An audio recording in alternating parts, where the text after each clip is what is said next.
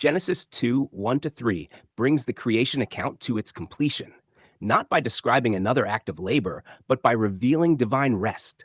The heavens and the earth were finished in their fullness, and God ceased from his work. This rest was not because of exhaustion, but because the work was perfectly complete. Nothing needed to be added, corrected, or improved. The seventh day stands as a testimony that God's work was fully accomplished. The blessing and sanctification of the seventh day reveals something deeper than a weekly pause from physical labor.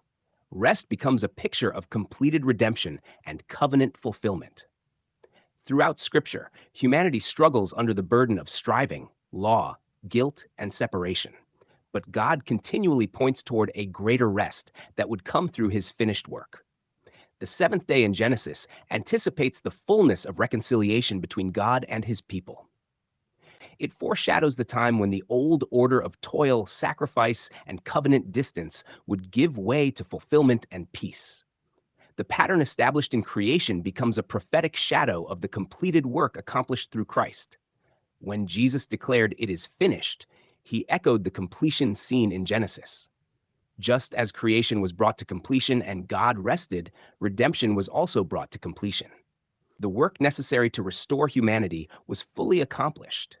The believer's relationship with God is therefore rooted in what God has done, not in human striving or religious performance. The sanctified seventh day also points to covenant transition. The old covenant system was filled with continual labor, daily sacrifices, repeated ceremonies, and endless reminders of sin. But these things anticipated a greater reality. Once fulfillment came, the shadows no longer remained necessary. God's people were invited into abiding rest rather than continual religious anxiety. Hebrews later develops this theme by declaring that there remains a rest for the people of God.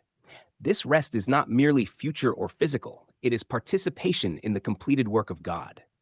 Entering his rest means ceasing from attempts to establish righteousness through human effort and trusting entirely in what God has already accomplished. Genesis 2 1 to 3 therefore serves as more than the conclusion of Creation Week. It introduces a divine pattern woven throughout all of Scripture. God finishes his work, blesses his people, and brings them into rest. The completed creation points forward to completed redemption and the fulfillment of covenant promises.